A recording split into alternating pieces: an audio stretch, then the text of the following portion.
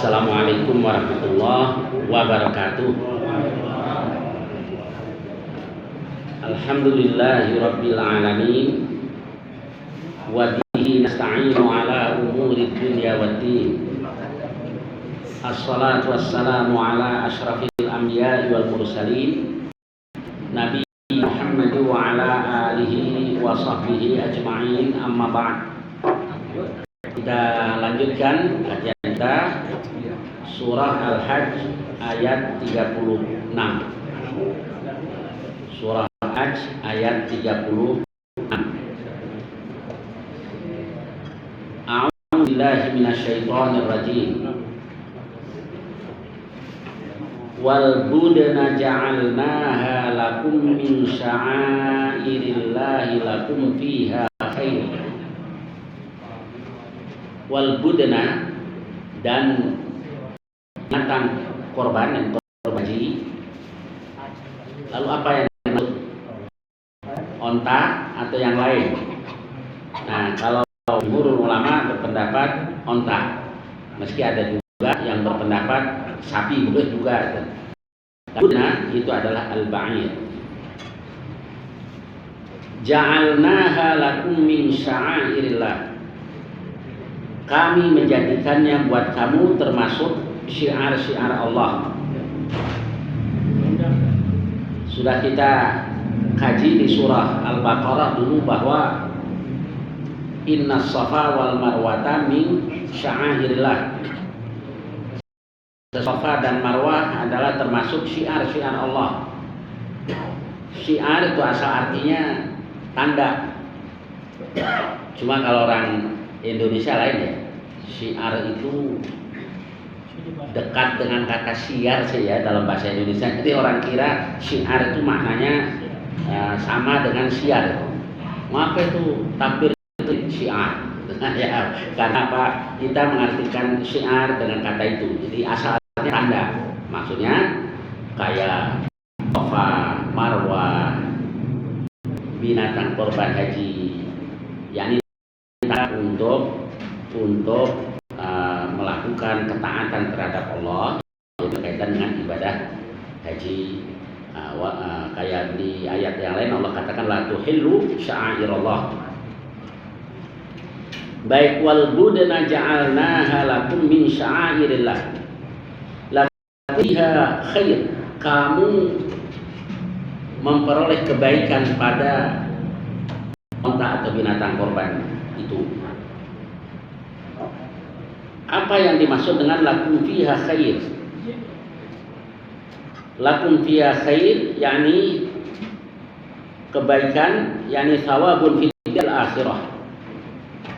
Ganjaran di negeri akhirat nanti.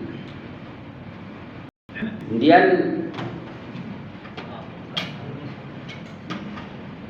Ibnu Abbas radhiyallahu an katakan bahwa Rasulullah sallallahu alaihi wasallam ma unfiqatil wariqu fi syai'in afdala mirati yaumi'id. Rasul katakan tidaklah dibelanjakan al-wariq, uang lah itu gampangnya, fi syai'in dalam sesuatu pun afdala yang lebih afdal min nahirati yaumi'id dibanding dengan nahirah binatang korban pada hari Id. Begitu diriwayatkan oleh Daruqutni dalam kitabnya. Fadhkuru smallahi 'alaiha shawaffa. Fadhkuru smallahi 'alaiha shawaf. Sebutlah nama Allah padanya, yakni pada waktu menyembelihnya, shawaf dalam keadaan ini. Jadi Rasulullah Shallallahu Alaihi Wasallam itu kalau potong onta diri, kakinya satu saja, tangan yang sebelah kiri, kaki depan yang sebelah kiri diikat. Jadi berdiri di atas 3 kakinya. Di binatang paling sabar ya onta. Kata orang Arab al-jamal sobur. Onta itu binatang yang penyabar. Dipotong pun dalam keadaan berdiri.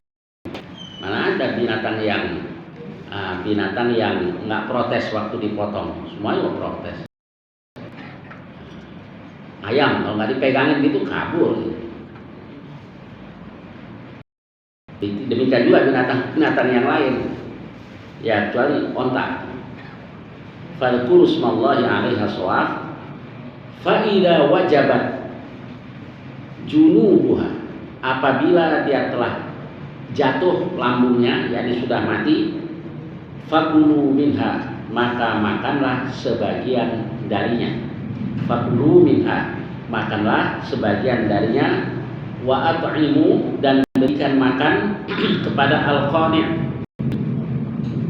Al-qani' ini kebanyakan mengartikan yakni yang tidak minta-minta. Qanaah kan orang yang terima.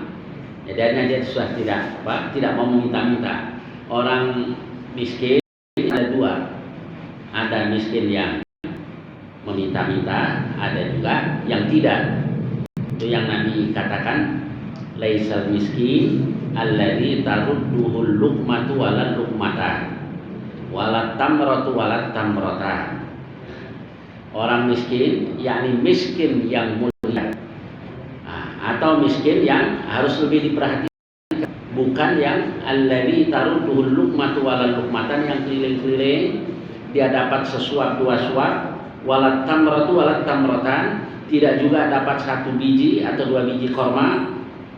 Walakinnal miskin alladzi la tajidunan yughni, tapi orang miskin itu yang tidak memperoleh kecukupan yang mencukupinya. Wala yufton, nggak dipahami. Orang nggak kalau dia miskin karena dia menjaga diri, tidak meminta-minta. Fayutasaddaq, maka tidak disodakoi. Artinya miskin yang mulia yang tidak meminta, yang tetap punya iffah. Atau yang kedua, miskin yang harus lebih diperhatikan yang seperti itu. Jadi ada miskin yang memang senang minta, sampai cukup pun tetap meminta. Padahal nggak boleh ya minta karena takatsuran, meminta untuk memperbanyak harta. Jadi ada miskin yang kayak begitu, ada juga yang tidak, diam saja. Nah, inilah yang mulia dan yang diperhatikan. Baik, jadi kalau di ayat tadi ada kata al-qani, maksudnya itu insyaallah. Wal mu'tar, dan yang meminta-minta. Jadi berikan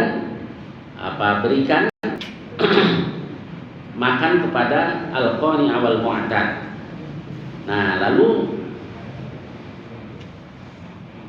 berdasarkan ayat ini dan juga hadis-hadis Rasulullah SAW, bahwa orang yang berkorban itu boleh makan sebagian dari binatang korbannya, baik korban haji atau korban yang di luar orang yang ibadah haji. Sebagaimana sabda Rasul, wa tasaddaqu wa dakhiru, makanlah, sedekahkan, dan simpanlah. Nah, itu yang ada di hadis-hadis sahih, termasuk yang diriwayatkan oleh Muslim. Kulu wa tasaddaqu wa dakhiru, makanlah, sedekahkan, dan simpanlah. Lalu ada yang kok tahun lalu Rasul melarang kami menyimpan binatang korban lebih dari 3 malam. Nabi katakan qad asabatin nas al-faqah, manusia ditimpa kemiskinan. Jadi tahun lalu manusia ditimpa kemiskinan, aku ingin kamu sedekah dengannya. Jadi itu kondisional. Ketika kondisi masyarakat sangat membutuhkan itu, nggak boleh kita menyimpan daging korban lebih dari 3 hari. Kebangetan ya kalau nyimpan sampai 3 hari, ada musibah, bencana alam di sebelah kita yang sangat memerlukan itu, kita simpan lebih dari 3 malam. Tetapi dalam kondisi biasa-biasa boleh. Kulu watasaddaqu wadakhir. Makanlah, sodakohkan, dan simpanlah. Berapa yang boleh dimakan? Hadis yang menjelaskan sih yang saya tahu nggak. Jadi kira-kira saya lah. Kadang-kadang orang korban dia minta paha belakang, hati, terus 4 bungkus, apalagi itu namanya numpang motong kambing. Niat sodako ya ikhlas karena Allah. Bahwa pengorban boleh makan sebagian darinya, ya.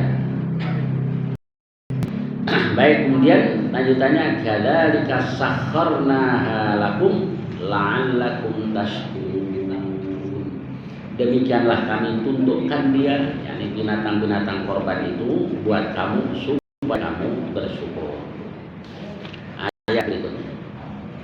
La yanalallaha luhumuha wala dima'uha. Tidak akan sampai kepada Allah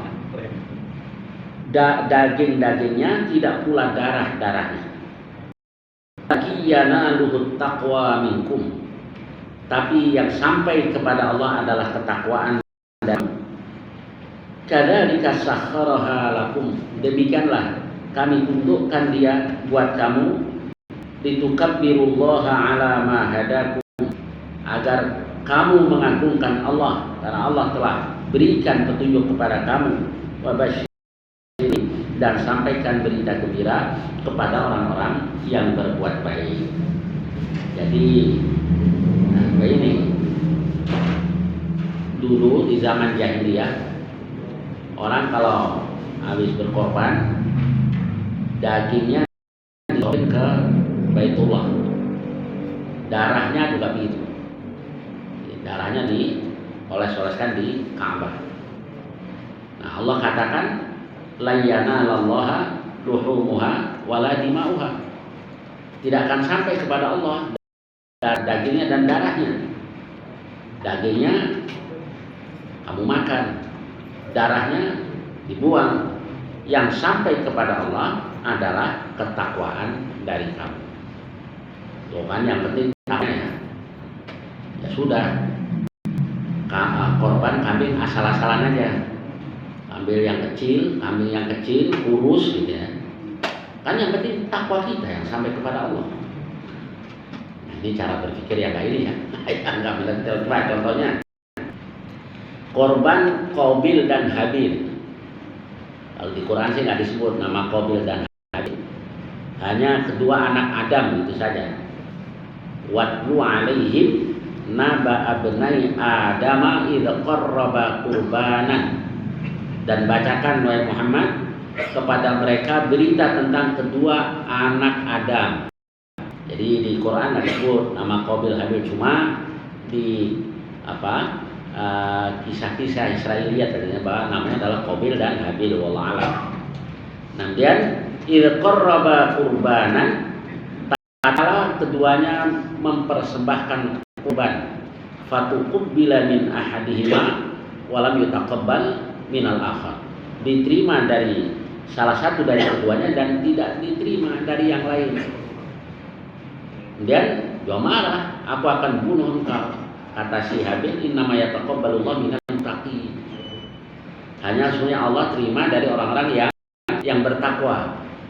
Jadi kalau dulu karena belum ada manusia yang lain, kalau orang berkorban sebagai tanda korbannya diterima, Allah turunkan api dan korbannya tadi terbakar. Nah, kemudian korban si Qabil nggak diterima, apinya tidak membakarnya. Yang Qabil dibakar, api berarti diterima. Kata Habil, innama yataqabbalullahu minal muttaqin. Hanyalah sesungguhnya Allah terima korban dari orang-orang yang bertakwa. Nah, sekarang korban Qabil dia pilihkan yang paling jelek karena bakhil. Kalau Habil enggak, dipilihkan yang bagus. Nah, itulah orang yang bertakwa. Jadi kalau yang bertakwa bukan yang korban asal-asalan, justru korban semampu mungkin, sebagus mungkin. Nah, sekarang contohnya Rasulullah Shallallahu Alaihi Wasallam. Nah, Rasul berkorban, pernah korban bikabshin akron, dengan kambing yang, nah, berarti kan kambingnya cakep. Dan kambing yang nur fi sawad, melihat dalam kehitaman, yakni sekeliling matanya ini hitam. Wa yabrummu fi sawad, perutnya hitam, derum dalam kehitaman, yakni perutnya hitam. Nah, wa yatau fi sawad, menginjak dalam, maksudnya kakinya hitam. Oh, kalau ada kambing yang kayak begitu, itu kambing yang pernah dikorbankan oleh Rasulullah Shallallahu Alaihi Wasallam. Siapa yang suka dengan kambing? Nah, bikin panggung, tulis hadisnya ya. Rasul dulu korban kambing yang kayak begini di Salaku Mahal. Baik, artinya Rasulullah SAW juga mengorbankan kambing yang baik. Nah, ada orang nanya, Ustaz, kan Rasul katakan la yanzurullah, Allah tidak melihat ila suwarikum, kepada bentuk-bentuk kamu dan seterusnya. Berarti kalau kita ke masjid sholat, pakaian nggak harus yang bagus, kan Allah nggak lihat. Kan ini orang agak susah dibilangin, tuh banyak yang bilangin jangan gitu dong. Ke masjid pakai pangsi, kaos oblong. Nah, kalau ditegur alasan nafsuan, dia yang nanya bahwa kan Allah nggak lihat pakaian kita, nggak lihat dan seterusnya. Yang dilihat kan hati dan amal kita. Nah, jawab begitu diantara begini. Nah, kayak korban tadi, kalau memang bertakwa yang dikorbankan yang bagus. Nah, sudah sekarang ke masjid. Ke masjid Allah katakan khudhu zinatakum, ambil atau kenakan zinah kamu. Zinah itu perhiasan. Tapi yang dimaksud pakaian. Jadi pakaian itu salah satu fungsinya sebagai perhiasan. Nah, kenapa disebut zina? Berarti kan yang bagus kan. Kalau perhiasan, masa perhiasan oblong sama celana pangsi. Jadi zinatakum, kenakan zinah kamu, perhiasan kamu. Rasulullah sendiri juga punya jubah yang biasa dipakai untuk sholat Jumat, biasa dipakai untuk khutbah, biasa dipakai untuk menyambut tamu-tamu atau utusan-utusan. Pakai jubah yang sebagian ada sutranya, kerahnya, belahannya ada sutranya. Tahu tempat kan Rasulullah? Masalah anak muda soal itu. Begitu asal Allah nggak lihat. Lagunya sok ini ya, sok zuhud. Padahal kalau ketemu orang rapi. Padahal mau ketemu calon mertua ya, wah, giliran mau menghadap Allah, baju seadanya. Baik, contohnya juga banyaklah di ayat-ayat yang seperti itu. Haji dan berbekalah kamu. Fa inna khairaz zadit taqwa. Karena sesungguhnya sebaik-baik bekal adalah takwa. Udah bonekanya. Yang penting kita berbekalkan takwa. Gitu ya. Padahal ayat itu turunnya kan kaitannya dengan kebiasaan orang-orang Yaman kalau nggak salah. Jadi kalau haji udah bonek aja. Nah, akhirnya menjadi beban orang-orang Mekah. Maka Allah perintahkan tazawwadu, berbekalah. Tapi ingat, fa inna khairaz zadi taqwa. Sebaik-baik bekal adalah takwa. Bukan berarti nggak usah berbekal, yang penting berbekalkan takwa. Nggak begitu. Pakaian sama juga. Kita disuruh berpakaian aurat. Nah, tapi Allah katakan walibasut taqwa, pakaian takwa. Nah, itulah yang lebih baik. Berarti udah ya pakai you can see, pakai celana pendek gitu ya. Yang penting di sini. Kadang-kadang orang yang belum mau menutup aurat alasannya begitu, Allah yang tuh pakai jilbab juga bandel ya. Yang dilihat yang pakai jilbab yang bandel sih ya. Yang solihah gitu dong. Nah, kalau dibuka auratnya maka udah bandel karena dia melawan melanggar aturan-aturan Allah Subhanahu. Baik, jadi la yanalallaha luhumuha wala dima'uha.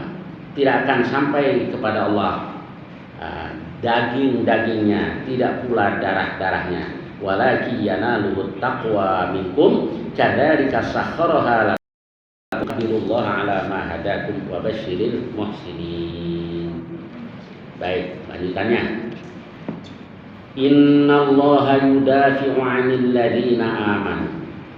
Sesungguhnya Allah membela orang-orang yang beriman. Innallaha la yuhibbu. Sesungguhnya Allah tidak menyukai kulla khawanin, setiap orang yang berkhianat, kafur, lagi kufur. Jadi sesungguhnya Allah membela orang-orang yang beriman. Berarti ayat ini menjelaskan Allah bela hambanya yang beriman, maka tawakallah kepada Allah, pasti dibela. Kok banyak juga sahabat yang disiksa, dibunuh dan seterusnya. Oh iya, awalnya pasti begitu, dan kan perlu perjuangan dari kita. Nah, kalau kita nanti baru Allah berikan pertolongan. Tapi kalau tidak berbuat ya tidak. Baik, kemudian banyaklah ayat-ayat yang seperti ini. Misalnya, wa may yatawakkal 'alallah fahuwa hasbuh. Dan barang siapa tawakal kepada Allah maka cukuplah baginya Allah. Nah, kemudian selanjutnya apa kaitannya ini orang yang berkhianat dan kufur? Nah, di dalam memperjuangkan agama Allah, cobaannya kan banyak. Cobaannya banyak. Yang nggak kuat bisa berkhianat. Nah, sekarang seringkali kita kadang ngomong gitu. Enak ya sahabat dulu ada Rasul dan seterusnya. Kalau ada apa-apa nunggu wahyu. Nah, ada sahabat yang marah gitu kan. Anda enak ya hidup di zaman Rasul, lihat Rasul. Marah dia katakan. Enakan juga kamu. Saudaramu muslim, bapakmu muslim, ibumu muslimah. Nah, para sahabat itu orang-orang yang luar biasa. Bapaknya kafir, ibunya kafir, diajak masuk Islam, hijrah, tinggalkan keluarganya, dia tinggalkan harta bendanya, maka belum tentu kuat. Nah, sekarang apalagi yang kalau status sosialnya rendah, masuk Islam, berat cobaannya. Maka fuqara itu ketika Rasul mereka tentang siapa yang pertama masuk surga, yang terdahulu Nabi katakan fuqaraul muhajirin, orang-orang fakir dari kalangan muhajirin. Kalau nggak orang yang luar biasa nggak kuat, status sosialnya rendah, misal dan seterusnya. Ammar bin Yasir, Bilal bin Rabah, Khabbab bin Arad. Khabbab bin Arad itu pernah disuruh buka bajunya sama Umar. Aku pengen lihat punggungmu. Dibuka punggungnya, kata Umar, belum pernah aku punggung seperti ini. Lalu dia cerita dulu dia disuruh pakai baju besi, dijemur terik matahari. Gimana Pak? Pakai baju besi dijemur di terik matahari. Lalu dinyalakan api. Punggungnya dipakai untuk memadamkan api sampai apinya padam. Nah, yang kayak begini kalau orang-orang kayak gitu, khianat bisa ngalamin kayak begitu. Kecuali yang diteguhkan oleh Allah Subhanahu wa Ta'ala. Minta-minta kayak kita. Lihat duit cepean lecek, wah keder. Ustadznya juga kadang-kadang nggak kuat juga kalau lihat duit udah nggak tahan. Nah, bisa jadi khawat, jadi perkhianat. Nah, jadi tidak mudah ya. Allah ingatkan innallaha la yuhibbu kulla khawanin kafur. Maka alhamdulillah kita hidup di akhir zaman masih diberi petunjuk iman dan Islam. Kita syukuri. Gimana cara mensyukurinya? Ya dijalankan ajaran Allah dan Rasulullah Sallallahu Alaihi Wasallam. Udzina lil ladzina yuqatalun. Diizinkan buat orang-orang yang diperangi. Bi annahum zulimu, dengan sebab mereka dizalimi. Diizinkan apa ini? nggak dijelaskan.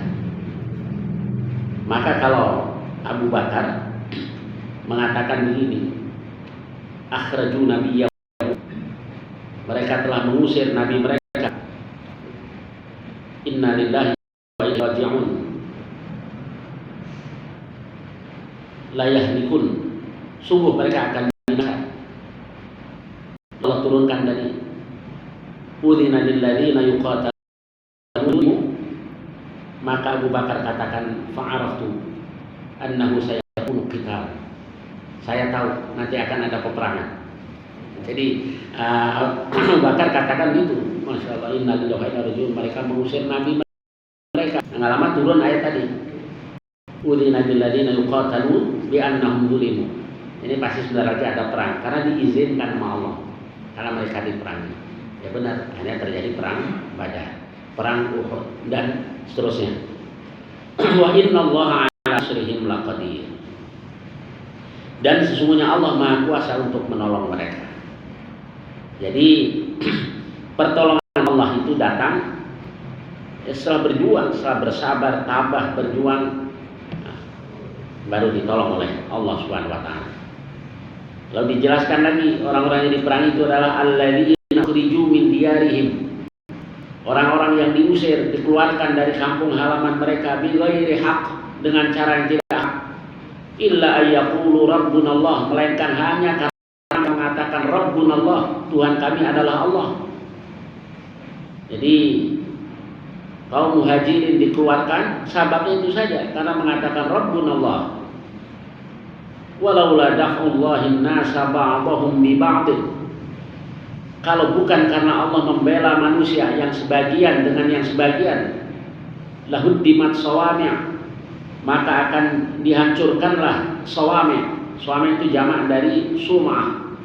Jadi kalau sum'ah itu tempat ibadat kecil, biasanya untuk pribadi. Kayak saya contohkan tentang Jurej. Ketika Rasulullah SAW menjelaskan tentang Jurej, nah itu kan dia berada di atas sumahnya. Sumah itu tempat ibadat pribadi tinggi. Nah itu buat para rahib biasanya, atau abid itu ada di sumah tadi. Kemudian bi'ah. Nah, kalau bi'ah itu lebih besar lagi. Nah, sum'ah dan bi'ah itu milik orang-orang Nasrani. Wassalawat, dan salat itu di antara para mufassir artikan sinagog, jadi tempat ibadat orang Yahudi. Wa masajid, dan masjid-masjid. Nah, itu tempat umat Muhammad Rasulullah sallallahu alaihi wasallam. Yudhkaru fiha ismullahi katsira, yang disebut nama Allah padanya, disebut dengan banyak. Wala yansurunallahu may yansuruh, Allah akan bantu, akan tolong orang yang menolongnya. Innallaha laqawiyyun aziz, sesungguhnya Allah sungguh dia maha kuat, maha perkasa. Nah, menolong Allah yakni menolong agama Allah. Allah sih nggak perlu pertolongan, di bahasa kiasan. Baik, saya ulang lagi. Jadi alladzina ukhriju min diyarihim bighairi haqq illa ayyaqulu rabbunallah walaula daf'ullahin nasa ba'dhum bi ba'din. Jadi kalau Allah nggak membela manusia yang sebagian dengan yang sebagian, ya habis tempat-tempat ibadat, baik sum'ah, baik bi'ah, atau salawat, atau masjid-masjid, habis. Tetapi pertolongan Allah itu datang ketika kita bela agama Allah. Wala yansurannallahu may yansur, sungguh Allah akan tolong orang yang menolongnya, yakni menolong agama Allah. Innallaha laqawiyyun aziz. Kita ini maunya kan begitu ya, nggak usah berjuang tahu-tahu menang, nggak usah banyak berbuat baik pahala kita banyak, nggak usah taubat atau dosa kita diampuni. Semua juga mau kayak gini ya, bengong-bengong aja atau kaya. Ya semua harus dimulai dari kita. Kalau berjuang, nanti Allah, kan orang banyak juga yang ngomong gitu ya, tenang aja ntar waktunya ini juga kita berjaya. Enggak begitulah para sahabat radhiyallahu anhu. Sahabat itu begitu tahu bahwa akan ada Fathu Makkah, maka sungguh-sungguh dalam berjuang. Jadi para sahabat bermimpi nanti akan ada Fathu Makkah, dengar itu malah sungguh-sungguh. Kalau kita dengar kayak begitu, coba kalau dikasih tahu, saudara Andi, Anda 2 tahun kaya raya, apa yang dilakukan? Ngutang. Tenang aja, gua kaya raya 2 tahun lagi, ntar gua bayar. Nah, demikian juga kalau dikasih tahu, ente 2 tahun lagi bangkrut, udah nggak mau ngapa-ngapain. Ya buat apa? Usaha, toh 2 tahun lagi bangkrut. Mari kasih tahu. Nah, kalau sahabat yang dikasih tahu, nanti akan ada Fathu Makkah. Karena kita Fathu Makkah makin sungguh-sungguh. Jadi keyakinan para sahabat radhiyallahu anhum sangat tinggi bahwa Allah akan berikan. Baik, kemudian dijelaskan lagi di ayat berikutnya, alladzina immakkannahum fil ardh, orang-orang yang jika kami tempatkan mereka di muka bumi, tempatkan atau kami berikan kedudukan di muka bumi, aqamus shalah, mereka tegakkan sholat, wa atawuz zakat, mereka memberikan zakat, wa amalu bil ma'ruf wa anil munkar. Ini sahabat nih. Jadi kalau kita mau meneladani para sahabat begini, dimanapun kita berada, aqamus shalah, tegakkan sholat. Kalau tegakkan sholat, ya berarti bukan hanya buat dirinya ya, buat orang lain juga. Jadi Islam itu mengajarkan kita adaptasi aktif, bukan adaptasi pasif. Jelaskan ayatnya. Kalau adaptasi pasif kan di mana bumi dipijak, di situ langit dijunjung. Ya tergantung mengartikannya ya. Tapi bisa diartikan salah. Budaya manapun itu dijunjung, kalau ini salah. Kalau yang dijunjung tadi, ya lihat langitnya dulu. Di mana bumi dipijak, di situ langit dijunjung. Lihat langitnya syirik masa dijunjung. Nah, orang banyak yang begitu ya Pak. Nah, tradisinya kemudian ya harus kita robah. Nah, itu namanya adaptasi aktif. Islam tidak ajarkan kita adaptasi pasif, lalu hanyut ke dalam tradisi setempat padahal bertentangan dengan kitab Allah dan sunnah Rasulullah SAW, terutama akidah diluruskan. Nah, itu namanya adaptasi aktif. Ya kalau umat Islam adaptasinya pasif, Islam nggak tersebar. Tadi itu di mana bumi dipijak, di situ langit dijunjung. Meski pepatah itu sebenarnya maksudnya mungkin tidak begitu kali. Nah, orang bisa salah menerapkan. Baik, ada lagi yang di mana bumi dipijak, di situ kawin lagi. Nah, ada juga gitu ya. Di sini punya istri, punya anak diceraiin, pindah lagi, punya anak, punya istri diceraiin, ditelantarin. Baik, saya lanjutkan. Jadi alladzina fil ardi aqamus shalah wa atawuz zakat. Nah, kalau diperintahkan memberikan zakat artinya apa? Bukan diperintahkan menerima zakat ya. Wa atawuz zakat, dan memberikan zakat. Kan suruh juga kita bekerja, cari rezeki, bekerja cari rezeki. Saya salah. Nah, cari rezeki kan caranya apa saja kan? Bisa kerja, bisa dagang, atau yang lain, biar kita menjadi muzaki, mau menjadi orang yang mengeluarkan zakat. Jadi Islam perintahkan kita punya semangat yang tinggi, punya etos kerja yang tinggi, tapi tidak menggerur, tidak terbedaya dengan dunia. Nah, nggak mudah kan kayak gitu ya. Nah, punya etos kerja tinggi, tapi tidak menggerur. Sebab begini, kalau orang ingat mati, kata Imam Al-Qurtubi, itu ketika dia dalam keadaan senang, dia tidak menggerur, dia tidak terpedaya, tetap ingat dia bahwa dia akan mati. Maka kekayaannya akan digunakan untuk memperoleh akhirat, memperoleh surga.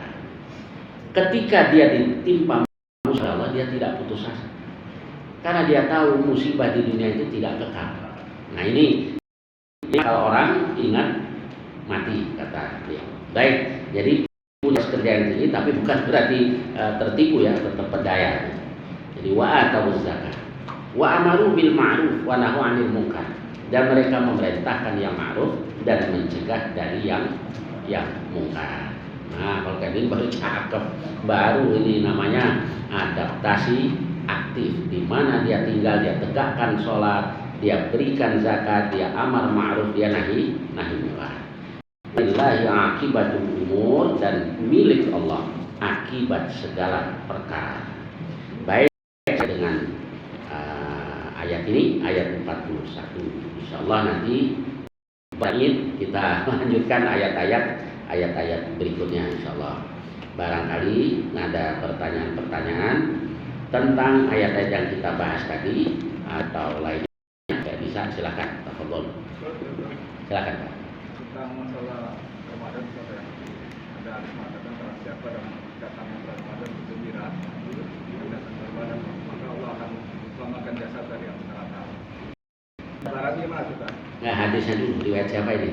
Banyak juga hadisnya, yang ada yang sahih, ada juga yang dhaif tentang Ramadan tadi. Ya sekarang gembira doang, tapi nggak puasa gimana? Nah gitu. Jadi misalnya hadis itu sahih, bergembira sudah barang tentu karena dia akan puasa gitu ya, makanya dia girang, alhamdulillah. Bukan yang penting gue girang nanti insyaallah gitu. Jadi puasa, fadilah dari puasa banyaklah di hadis-hadis sahih, di antaranya man shoma Ramadan imanan wa ihtisaban ghufira lahu ma min dzambi, diampuni untuknya apa yang telah lalu dari dosanya. Nah, ini di antara fadilahnya. Ada yang bilang gampang benar diampuni, digampangin mau dipersulit. Digampangin, asal puasanya yang benar. Nah, sama-sama puasa juga beda-beda mutunya. Kalau dalam puasa tadi benar-benar imanan wa ihtisaban ghufira lahu ma taqaddama min dzambi. Dan fadilah-fadilah yang juga masih banyak lah, sebagaimana yang ada di hadis-hadis sahih. Itu ya Pak ya. Silakan. Ustaz, sama ini. Ya. Ini kalau di tradisi di Jawa di mana? Ya. Itu kalau mau mau puasa itu kadang munggah di selamatan baca Yasin. Katanya ini. Yeah. Katanya itu nanti orang mati untuk diangkat ke atas. Ya. Begini, yang saya tahu tidak ada hadis yang menjelaskan amalan-amalan tertentu karena mau memasuki bulan Ramadan, seperti yang Bapak katakan tadi. Kayak zaman dulu, kalau mau Ramadan, apa ini waktu Pak Haji masih muda tuh yang dilakukan? Nyari merang kalau dulu ya, soal nyari merang. Keramas karena mau masuk bulan Ramadan. Ya mau keramas ya silahkan, tapi bukan berarti karena mau memasuki bulan Ramadan. Kalau di Padang, siapa yang berapa? Balimau ya Pak, mandi di sungai gitu ya. Ya sama. Itu juga itu mau mandi tapi bukan karena mau masuk Ramadan. Dan juga yang jadi nggak ada amalan khusus yang berkaitan dengan memasuki bulan. Baik. Kalau kita lagi tahlil baca Yasin, itu dibakarin kadang selangi. Itu tuh boleh nggak? Maksudnya untuk apa? Itu dulu. Nah, jadi kayak orang Arab biasa juga atau gaharu. Nah itu masalah untuk mewangikan saja. Nah tapi karena tahlil, bukan karena ini itu ya, memang dia memakai ruangan dengan membakar gaharu. Nah niatnya apa ini? Kalau niat mewangikan ruangan, tapi kenapa dikaitkan dengan ritual tertentu? Nah, kalau sekedar untuk mewangikan ruangan ya kapan saja, bukan karena ada kematian, bukan karena ada ya emang diwangikan aja. Nah itu Pak, jadi yang harus hati-hati. Hati-hati buat apa ini maksudnya? Nah ini Pak Haji apa orang lain yang lakukan? Orang aja antara apa itu maksudnya? ada bawa apaan siapa ini? Itu lagi bawa perstangin, lagi main. Oh gitu ya. Iya. Enggak, hati-hati, ngerinya mirip-mirip gitu ya, mirip-mirip tasabuh ya. Kalau orang dulu kan itu ya, selalu bakar bakar dupa gitu ya. Ya kan dalang tuh kalau sudah tengah malam begitu ya Pak ya. Iya. Kupusing, dupok, kumalun, nah apa karena asap apa yang ya sama orang Jabar juga dupa mengalun, apa asap dupa yang ini. Nah itu jangan sampai tasabuh. Jadi man tasabbah bi qaumin fahuwa minhum, terutama yang menyangkut urusan ubudiyah, jangan menyerupai kebiasaan orang lain. Wallahu a'lam bishawab. Ya, silakan.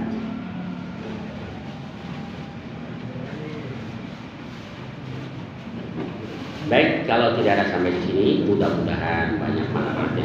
Wassalamualaikum warahmatullahi wabarakatuh. Walhamdulillahirabbil alamin. Assalamualaikum warahmatullahi wabarakatuh.